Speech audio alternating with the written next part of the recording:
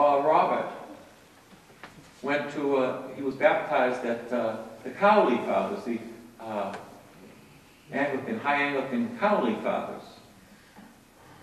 And he talked to one of the brothers of the fathers. I like going there to pray there. It's quiet, it's beautiful. I haven't gone in years, but it's a beautiful place to go to pray.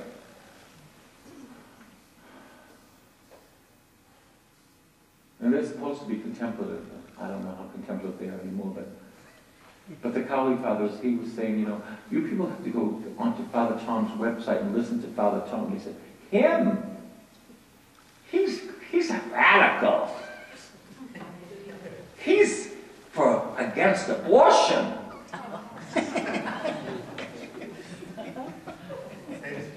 Cowley Fathers.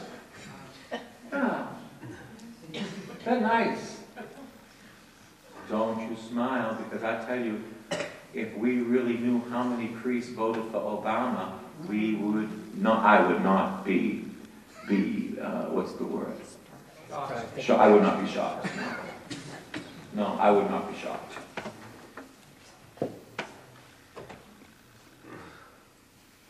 Because he came out with a line, you know, that everything's wonderful and he's for change, and we'll get rid of Bush, and yeah, we got rid of Bush. He's acting as if he's already the president. Yeah. He's not the president until the 20th of January. He's not the president. I pray he doesn't even see it. I pray that they don't find his birth certificate. And he forfeits the election. That would be what a gift that would be. Going to the Supreme Court, you know. It is going to the Supreme Court. At least they're going to review it. Yeah. Oh yeah, it's been in the USA Today. Yeah. The evangelicals put a whole page in. $90,000. $90,000. Who was Keyes? He ran for president, the Catholic. Alan Keyes. He's behind all this too. Alan Keyes. He ran for president a few years ago. He was more of a preacher than a politician. My Lord, if we ever had him for a president. Black man, Catholic. What a man. But anyway, he's behind this, bringing this to the Supreme Court. Now, I don't know if they're going to see it or not see it. But we'd be surprised. You want to know why? Because people just don't know. From the top to the bottom.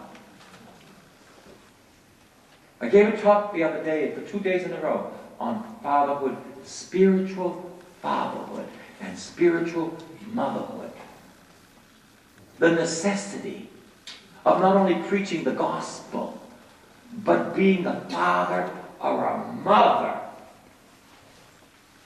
to the people. Being a father or a mother to the people.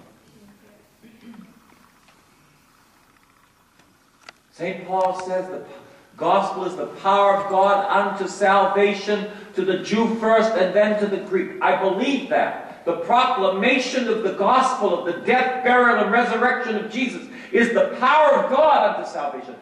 But then he says to the Corinthian community, you have 10,000 teachers, but one Father. I have begotten you in Christ. Who will be a father to people? Who will be a mother to people? In the Spirit. What we don't do, they do in Al-Anon. They had called them sponsors. What we don't do, they call it AA. They call it sponsors.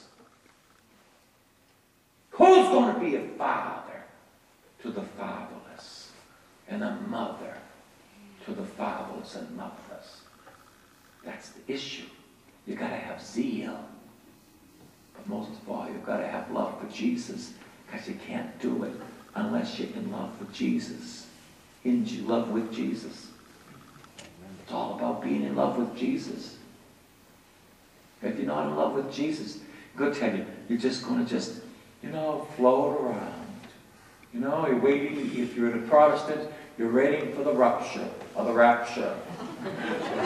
If you're a Catholic, well, you're just doing the best you can and not very much is happening. I don't know what you're waiting for. You're not certainly waiting for the coming of the Lord.